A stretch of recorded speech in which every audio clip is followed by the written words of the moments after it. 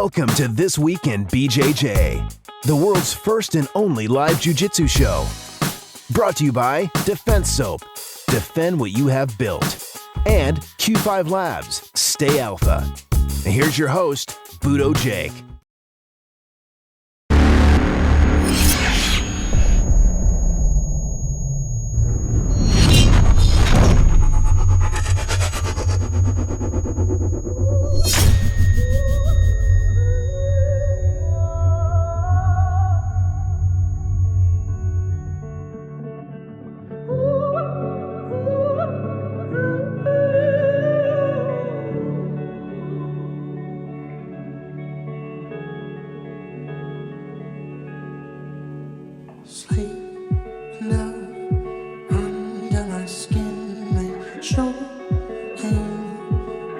Hi, my name is Angelica Galvao. I'm 28 years old.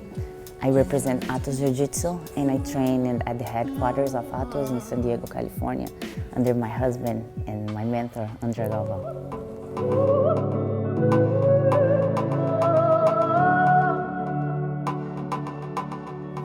I'm from Brazil.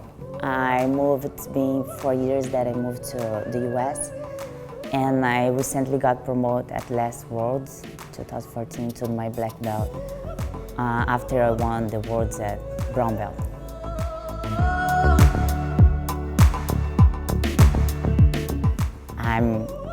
I kind of can picture what I can expect on the match, but I've been trying just to take much as I can from Andre and JT and Keenan and the experience they have already fighting submission only events.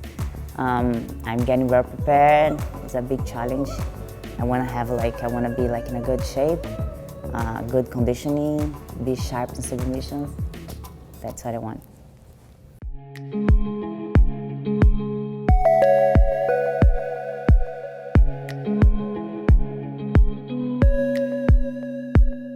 In all honesty, I knew when I first saw you that one day you'd be holding my hand.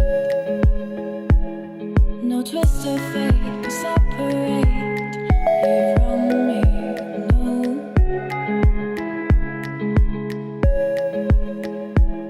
We watched the fairies floating in the sky. We watched the light fade dark outside. And I knew,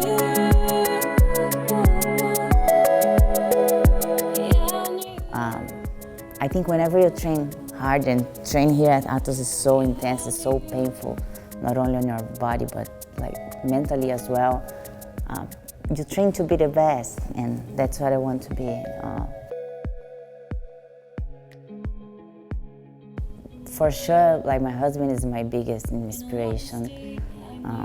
So many times when I have to deal with the things in life, I feel I don't know if I will ever reach the highest level of black belt, just because I'm a mom. I wake up very early, I need to cook, clean the house, take care of my husband, take care of the house. We have a business. We don't only are in front of a team, but we have the whole association. My husband's a champion, takes a lot of me, and sometimes I think that maybe it's too much for me to keep on going and achieve the highest level. But when I see everything that he does, he is a great husband, great father. He is a black belt in business, black belt in being a coach and a great leader, and he still have time and the passion and the strength to keep fighting and winning. I think when I look at him, I have my biggest inspiration on him. He really motivates me to keep on going. My first start Jiu-Jitsu was in 2003, right? And for me, it's just so amazing to see how Jiu-Jitsu was recognized before and the way Jiu-Jitsu is growing right now. Before, would never see anything there were no media, not a lot of sponsorship, good sponsorship. Tournaments were just tournaments, and no one would ever pay attention to that. Would be just inside the Jiu-Jitsu community. But right now, you see, the media is growing. BJJ players, they're not only BJJ players, but they're becoming athletes. They live their life. I live my life as an athlete. Like, I eat well, I have conditioning, I have like so many things. I live towards Jiu-Jitsu, and for me it's just amazing to see an event like Polaris that is recognizing the athletes as they're supposed to be recognized, right? Because we live as a professional, but sometimes the Jiu-Jitsu world doesn't treat you the way you should, right? So for me, it's just amazing to see how Jiu-Jitsu is growing, and for me to have an opportunity at Polaris and to have my work recognized as professional, it's just amazing.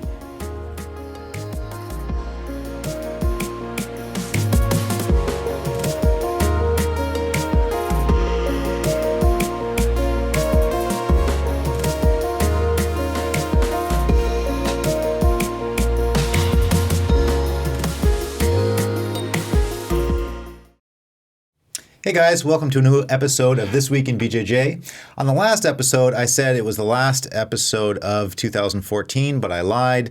This one kind of came up quickly, but I'm very happy to have Andre and his wife, Angelica Galvao, here today. Thanks for coming in. No problem. Thanks for having us, Jake. So I wanted to get you guys before the end of the year, but you guys were in Brazil, so welcome back. How was your trip? It was great. We have a lot of fun there. Family time, you know. I take a break of training, rest a lot, and get ready for 2015 for sure. In what cities did you visit while you were there? I visit Rio Grande do Sul. I went to visit the Ghetto, Guto Campos gym. I taught a seminar there. I went to visit my student black belt under me, Douglas Ono. I have affiliate in São Caetano do Sul in São Paulo. And then I stayed in Ubatuba, you know, for the rest of the days there, around 25 days in Ubatuba. Nice. Yeah. Angelica's hometown. Yes. What is one thing that you miss from Brazil and one thing that you don't miss from Brazil? I miss like family. I miss the beach for sure, you know, the sea, warm water, the sun. What I don't miss is... it's kind of like the traffic, because I used to live in São Paulo. You know, the traffic there was terrible. And what else? But I miss a lot of friends, you know. I had good friends there, good people, you know. The system, the organization there is something that we don't miss at all. Yeah. What do you mean by that? Health system and fees and tax. And the benefits that the government should give you, but they don't, the corruption. Yeah. Like the laws that exist, but they never fulfill the law, you know? So it's just frustrating sometimes. Right.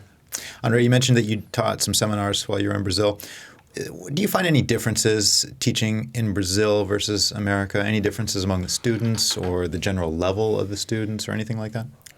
Like the Brazilians, they have something different, you know, like, I don't know, like they just like have a lot of fun, like all the time, you know, so Brazilian style. But, I'm here for 4 years already teaching, and, when I got there, I got a hard time to teach in Portuguese, you know, it was crazy. But definitely, like, I taught in a good place. Like, Guto Campos Academy is really, really good. Like, they are like a high level in Jiu-Jitsu, you know. They're really, really good. I think, like, in Brazil, like, the Brazilians, they don't worry too much about the belt, you know. Like, they don't worry too much about, like, being a black belt, like, fast, you know. And I feel like here in the United States, like, people feel like more they want to, like, be a black belt, like, fast as they can, you know. And in Brazil, they don't worry too much about that. That's the difference, you know. But teaching Jiu-Jitsu in any place in the world, for me, is the same thing, you know. I love what I do, and I have a good time there. So you mentioned teaching in Portuguese is a little bit tricky now since you've been here for 4 years. I'm wondering, there's some newer techniques, some of them that you created, or at least popularized, like Kiss of the Dragon, the leg drag. Those are words that I don't know of a Portuguese equivalent. So do you use the English terms for those, or do you have Portuguese words for them? Yeah, right now it's kind of like crazy. Like it's getting different, you know. Like let's say we call like deep half, you know, and we don't even know how to say deep half in Portuguese anymore. For real? No, I asked them. They say guarda profunda. Okay. You know, it's like deep half. But I think since Jiu-Jitsu is here in the United States, people start to give it more names, you know, to the technique. And back in the day, like people, they don't give names like that, you know. Like they give nicknames, you know. Right. But definitely, like I had a hard time to explain. Like let's say leg drag, I say leg drag. You know, I don't know how they say leg drag there. Like perna cruzada, but we don't use that, you know. Right. So I think the name is becoming like Americanized, huh? Yes. It's crazy. Right. Yeah. Today was using leg drag, the English words for that. And you know, when I think back on when I was earlier in my training, I wanted to know the names of different techniques. Yeah. And I remember asking one of my professors what a particular choke was called. And looking back, it was the Peruvian necktie. But when I asked him, I said, "Hey, what do you call this choke?" And he said, he's a Brazilian guy. He said, "Oh, we call it a strangle." A strangle, just another word for choke in English. So, but the point being that Brazilians typically didn't have names for a lot of the moves. Of course, you know, there's a wide qualified Brazilian jiu-jitsu instructors had all the moves, but they didn't have names for it. And I got to give Eddie Bravo props. He was the one that started naming every little thing. And people kind of ridiculed him a little bit in the beginning, saying we don't need names for all this stuff. But I think it's clear that we do need names for those things to clearly explain what we're doing. So do you find yourself looking for terms to categorize the new moves? Like sometimes we find positions at the gym. Let's say like Keenan right now is like improving a lot in jiu-jitsu, you know, and sometimes he come up with a different technique, and I say, let's call this, you know, like the warm guard. I say like minhoca, you know, like in Portuguese is minhoca. And I say, oh, this is a guarda minhoca. And then it's like, okay, what is minhoca? I say, it's warm. And like, okay. And then start calling like warm guard. So now, like, every time we find something like different, we try like to give a proper name so people can recognize the technique when you're coaching, you know, especially when you're coaching, you know, and teaching the students. Cool. So the main reason I wanted to have you guys on today is that Angelica is going to be having a super fight next month on January 10th in Wales for the Polaris Pro. And I was corrected. Wales is not in England. Did you guys know that? No. I didn't know that. I think we all thought failed. I was going to England. I think we all failed our geography classes. Oh my God. Wales is a separate country in the United Kingdom. But it's not on the island of England. So, so thanks for the corrections, guys. It's in Wales. So, Angelica, tell me, how did this come about? Were you just contacted out of the blue for this match? Yes. At first, JT was on the card, and Garrett, he sponsored him, and then he talked to JT about having me on his show. And by the time I was in Australia with Andre for a tour over there, and they contacted me at the beginning, I was like kind of surprised and kind of shocked.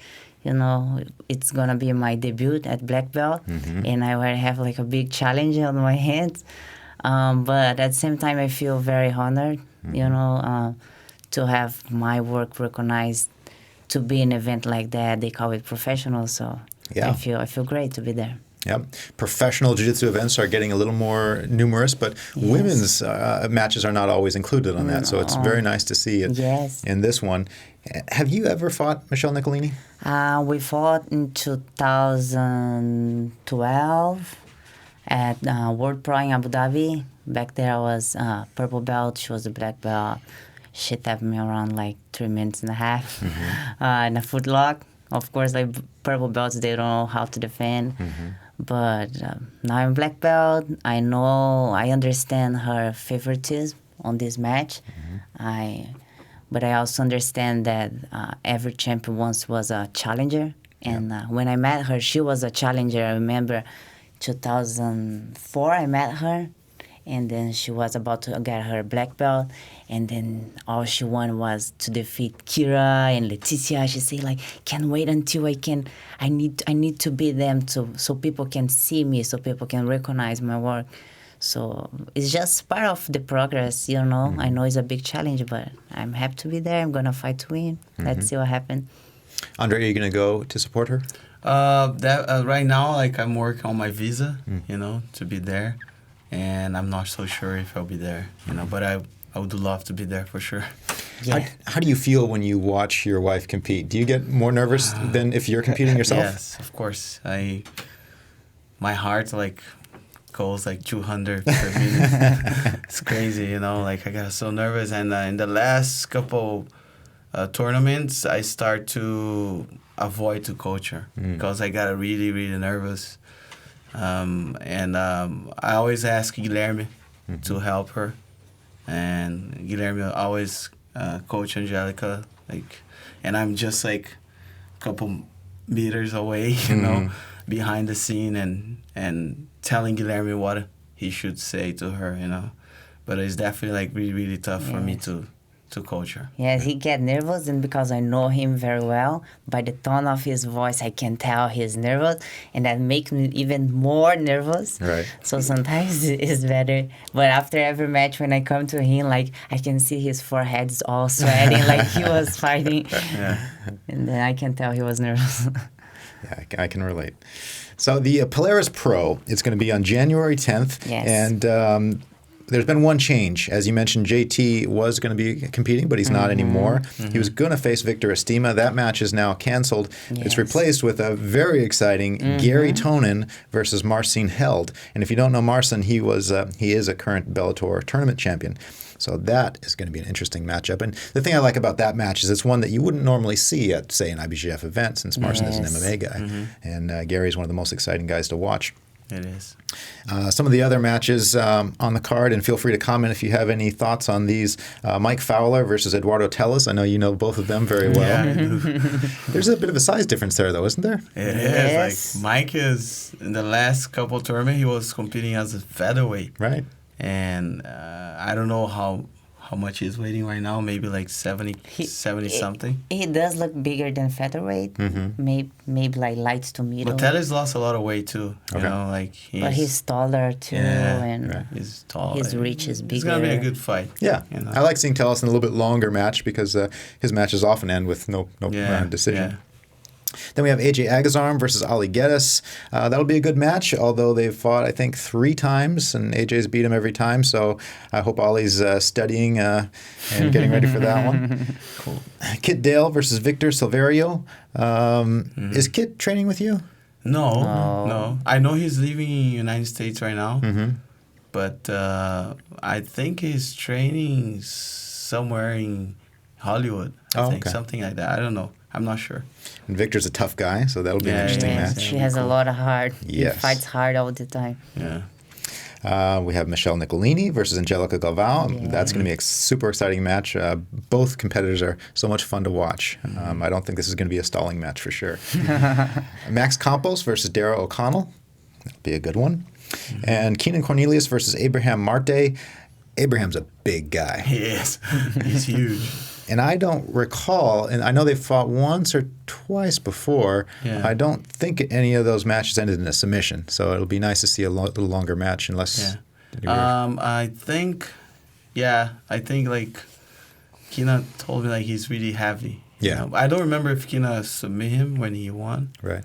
But I think both times Keenan won. But Abraham is tough. You know? This is a submission only fight and a bit different, and hopefully like Keenan do his best. And, you know. And sometimes we have to disagree with this jiu-jitsu saying that size doesn't matter, because sometimes when it's a lot of size different, it does matter. Yeah, you know, that's we all right. know that. That's right. I think We all know size that. doesn't matter as much when skill is involved. You know, if you're fighting a guy that doesn't know anything. But Yeah. Abraham's a tough, technical guy. Yeah. Dean Lister versus Pablo Popovich. I know you know both of those guys well. Yeah. Pablo hasn't competed in a while, so it'll be interesting to see him back on. That'll be good. You know, Pablo is really tough, strong. You know. And I like to see Dean against somebody more his own size instead of Josh Barnett, who was much bigger and stronger. Yeah. And then again, the last one, Gary Tonin versus Marcin held. So super exciting card, 8 matches. Get your pay-per-view now on polaris-pro.org. Currently the price is $23, and I'm not sure if the price is going up as we get closer to the event or not. But regardless, that's going to be an exciting event.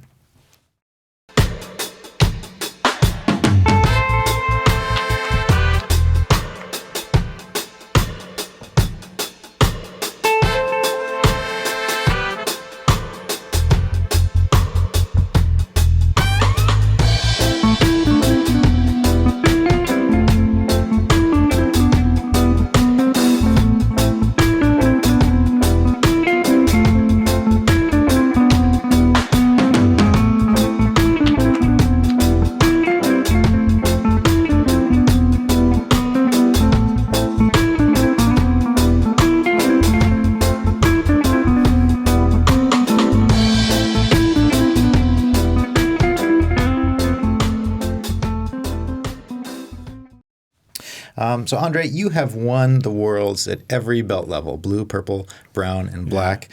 You've won 3 gold medals at ADCC, and that's just to mention a couple of your accomplishments. You've accomplished so much in your career now. You have a super successful school and the Atos team. Yeah. What's left for 2015? Yeah, like I'm working in growing the team, you know.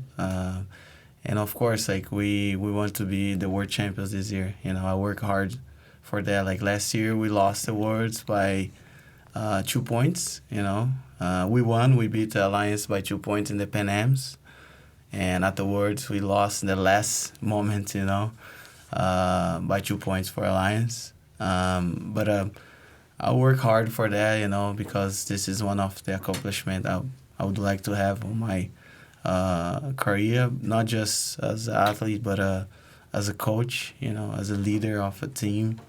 And my main goals right now is to make the team grow, you know, like the Atos name grows, you know. Wherever we go, like people recognize Atos Jiu-Jitsu is such a great team, you know, to be involved. Is the Atos team growing as fast as you would like?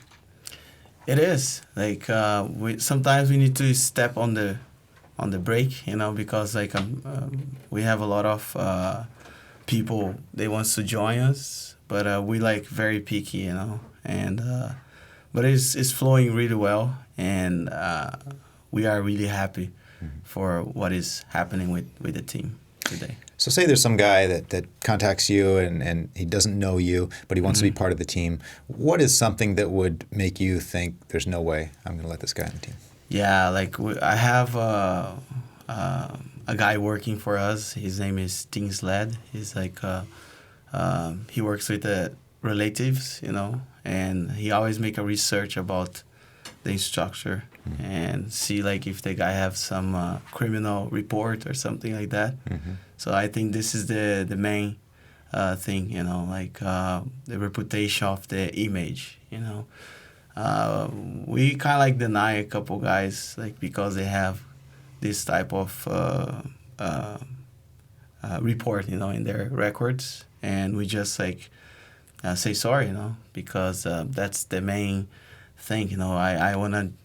This can happen with any team, you know, but I wanna like just like make sure we grow like clean, you know, and that's for me that right now is the main thing. And of course, like we need to know like the history of the guy in jiu-jitsu, you know, and see if he's able to teach, you know, go through the history of the instructor and see if he's a good instructor or a good black belt under who, you know, all these things.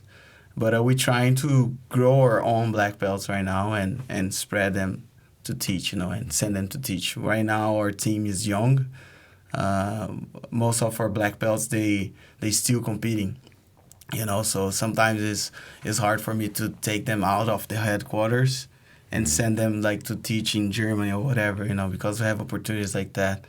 But right now they all wants to compete, you know, and of course, if the guy is a blue belt, like a purple belt, and he wants to teach, that's kind of like hard for us. Depends the country, you know. Let's say we have a purple belt teaching Lebanon, you know. So there is his name is Daniel. He's doing a good job there, but there's the jiu-jitsu is very, very small, you know. So that's the things we work on, like before we get the people to train with us, to be under us. Speaking of homegrown black belts, Angelica, you received your black belt, the first female black belt in Atos, right? Was that a lifelong dream of yours, or was it just something that came up because you met Andre? Well, when I met him, I was already in Jiu-Jitsu. I met him at Copa do Brasil in 2004 at Botafogo in Rio de Janeiro. Back there, I was like a brand new blue belt, and he was like superstar brown belt, and everyone would look at him. He was the Grand Slam. Keenan was the Grand Slam. He was the Grand Slam. I always joke with Keenan about that. And yes, back at that time, like, I used to like Jiu-Jitsu, but I never thought about leaving Jiu-Jitsu. Anyways, in 2005, I got pregnant and I stopped for 5 years. I tried to get back after she was born, but having a baby just takes so much of us. And I realized I couldn't do this the way I wish. So I just stopped. I got rid of my belt and medals and gis and everything. So I really, really forgot about Jiu-Jitsu. I was like, Jiu-Jitsu never again. But I was always supporting him and watching him. And then when we moved to the U.S., and we opened up a gym and say, oh, you should wear your gi again. Maybe like you can call some girls to train. They won't feel uncomfortable if they show up. But I was just okay, just to help on the business, And then little by little he started, oh, you shouldn't go to that competition. Let's go to that competition. And the things started growing. I never restart thinking about leaving Jiu-Jitsu, leaving out of Jiu-Jitsu. But the thing just grown the way that I'm very grateful. And now there it is. Now it is a dream. That's awesome. So you're fighting at the Polaris Pro, and there's a lot more of these professional events coming up. Yes. You guys are involved not only as competitors, but also as business owners in the jiu-jitsu industry. Do you think our industry can support this many different events? I think so. I think jiu-jitsu is growing a lot, you know, and like right now, sometimes I'm at the airport and people come and, hey, Andrea, can I take some photos? You know, never happened with me before. Brazil was a lot. Like before you board back to U.S. was a lot. Like sometimes walk on the street, people recognize me, you know. Jiu-jitsu is getting really big. And before, like I used to like walk and nobody used to recognize us. But I believe like people are very... excited for jiu-jitsu, you know. We see like many gi companies right now, you know.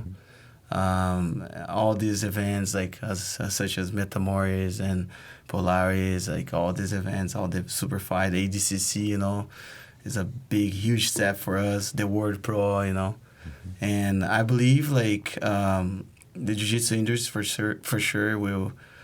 Make the jiu-jitsu in a couple years go to the next level. Like, I mean, like the athlete will, like right now I have like a lot of fighters there, okay, and they train jiu-jitsu, they make their salary, they pay their bills, they have family, and they live with jiu-jitsu, you know. And before I never saw that, you know. And right now you can see like I have like a lot of professionals, you know, training there and living with jiu-jitsu, you know. And I believe like all we need to reach the TV. I think that's the next step for jiu-jitsu, you know. Once we do that, I believe jiu-jitsu for sure goes to the next level as a surf, you know, the surf. So we need like to reach like the other industry side as well. Like let's say we have international corporations sponsored like Gillette, I don't know, something like that, you know, supporting like our sport, and then we can go like to a huge step, you know? Right. No, I agree with you. I think there's a lot of potential. And definitely those professional events, they attract another profile of spectators. Right. Like Miramoros, the way they have MMA fighters, UFC fighters on that event. Now we have MMA fans watching Jiu-Jitsu, and they start to know who are those Jiu-Jitsu guys. So this is part of the growing as well. And it has a lot of people, like, they don't train Jiu-Jitsu, but they enjoy Jiu-Jitsu. Right. You know? yes. So I have, like, a lot of fans, like, they never put a gi on, you know? They never train Jiu-Jitsu, but they like to watch Jiu-Jitsu. You know? Right. And I think, like, for sure Jiu-Jitsu is going to the next level. You know?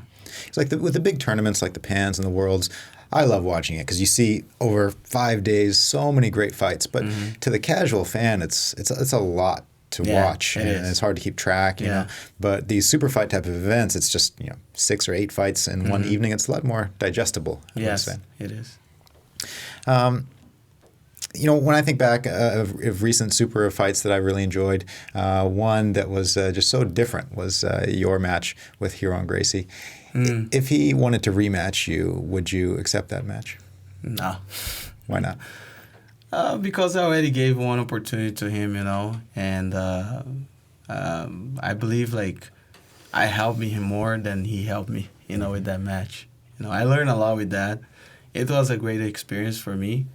And I know, like, they asked, like, so many people, like, to fight him before me, and I believe, like, he already did what he wants, like, he got what he would like to have.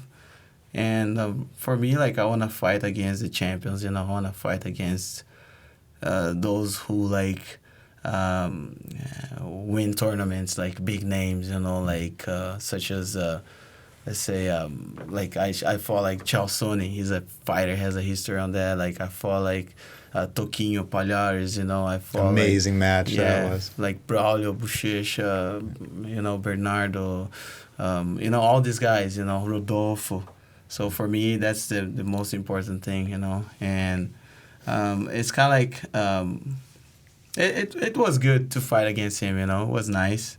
He has a good game plan, and I knew, like, the game plan would be like that.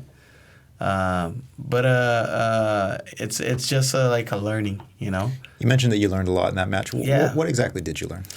I learned, like, first of all, like, I cannot be, like, accepting to fight everyone, Like, let's say they say, oh, you want to fight this guy? And I'm like, okay, I always been like that. But, I'm in the in a place of my life right now. I need to, like, really, like, accept something which will be, like, not just good to one side but both sides, Like, and the event, the rules of the event, like, with the draw, it's kind of like sometimes it's nice, but I think should be, like, a little different, Everyone likes to see a winner. Of course, yeah. Like, the last one, like, we have, like, 4 draws, Yeah.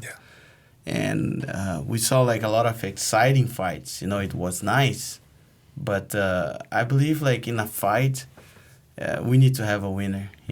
And I think, like, and that's, like, the problem. Like, sometimes, like, you fight against someone with the lower level than you, or you have, like, 2 fighters, and we know, like, has someone, like, with the bigger level, better level, and then, like, they do whatever, like, to get the draw, like, to, like, show people, like, they can draw with the champion. Right. Not fighting to win, but fighting not to lose. Yeah, exactly, and sometimes this is a victory for people, Right.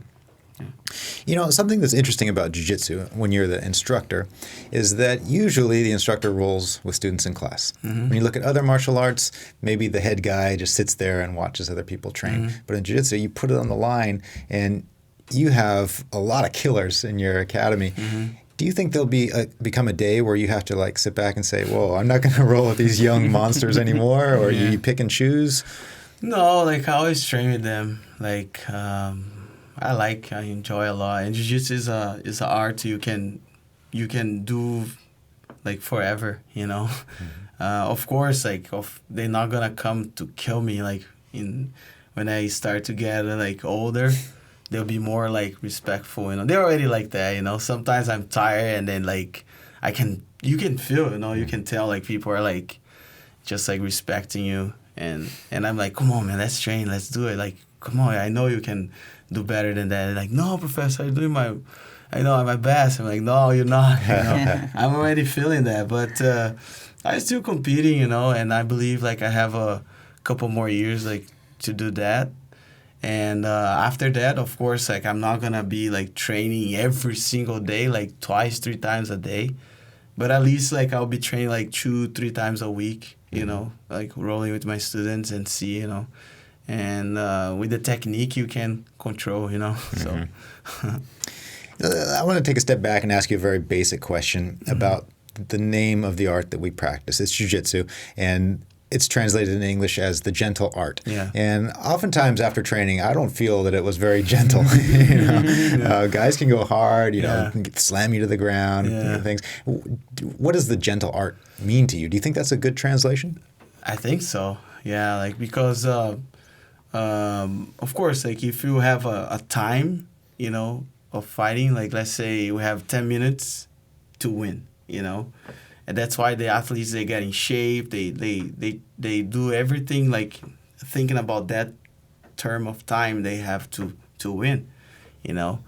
But if it's like a no time limit like thing, like is you need like to know how to control your breath, how to move, you know, you cannot go crazy, you know. But the gentle art is Jiu-Jitsu is the proof is a gentle art because you can train every day, you know, and you don't have brain damage, and you know you can submit people, you can choke people, and you just tap before like you go down, you know. But for me, like it's a very special art, you know.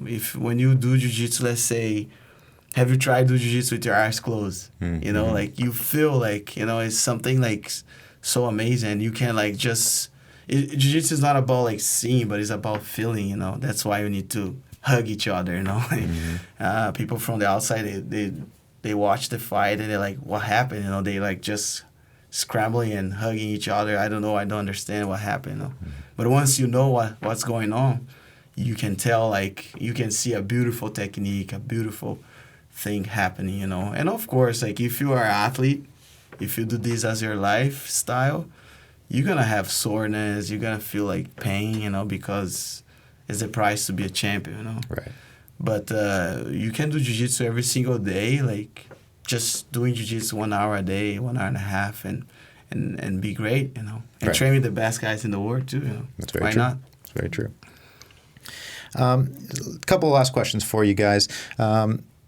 Andre, as you know, we've been working a lot with Today this year. We went to Brazil, filmed an instructional series with him, filmed an episode of Rolled Up, and had a great time talking and training with him. He, of course, trained you since Purple Belt. And almost every time I see you, his name comes up, and maybe you mention a story or two of him. But does anything come to mind today? Any funny or interesting stories that you might want to share with the viewers? Man, Today is like... He's so funny, you know, like always happy, you know. When I moved to São Paulo and when I started living with Tererê, like definitely like changed my path in Jiu-Jitsu, you know, my vision in Jiu-Jitsu. He's such a great master, you know, and we always have fun, you know. There, I remember Tererê always like playing his. Banjo, we call like cavaquinho, is like they play like for like play samba, you know, we call samba, like the Brazilian music, and he always like singing, always happy, you know. But like I store like, let's say when something fun we had, like which I remind right now, let's say, one day like like a building, like a big build, you know, like right in front of the place we used to live. And he always liked to record things, you know. He always have his camera, like he started recording and like make interview with me and say, okay, so now like can you please go and it was like a pool of mud in the place, you know. And he say like, man, like I will pay you like I don't remember what you're gonna pay like if you do this, you know. Mm-hmm. And I said, okay, I'll do it. And then he told me to do like a backflip too. And then I went there, and then he recorded, and I did the backflip, and then he paid me like what he needs to pay. But we always like have like good times together, you know. And I miss the time, you know. It was a great time to train with Terere. And sometimes we have like let's say everybody's at home on Saturday, and they used to live on the third floor of the same building of the academy. The academy used to be in the first floor, and he used to live in the third floor. And sometimes we watching movie, you know, and as soon as the movie was gone, he's like, let's go train. And I'm like, let's go, you know, and then we just go down and train like Saturday midnight, you know, and just like have fun. And, you know, it was about like 5 guys training hard, you know, and have fun. And we always like trying to improve our jiu-jitsu, you know. So it was a great time to leave and train with Terere for sure. Wow, sounds amazing. Yeah. Okay, before we go to the mats, we have one viewer mail, and Angelica, I think this will be a good one for you. A guy named Taylor writes, BJJ is my life. It's literally all I think about. I spend every spare moment training and watching videos. I want to get my wife involved, but so far she hasn't been interested. Any tips to get her to try jiu-jitsu? Yes, well, I never thought and I never agreed that women need to have their own academy or like a place that is just for women, you know, but try to get her in a safe environment, you know. Maybe in the beginning, like, don't take her for a competition class at any place because it won't be comfortable. If you can find a place that they have like a beginner's class, like our very introductional classes, separate would be great as well. If she can find a friend that can at least start the jiu-jitsu with her, would be even more comfortable, you know. But definitely, for a girl to feel comfortable in a place, yeah, it depends a lot on the instructor, you know, because when you get there, you already feel uncomfortable because like the majority are men's, and then as we start to roll, we're gonna be like always like 9% defending, 10% attacking. So you need to have like instructors and training partners that encourage you and give you like good guidance.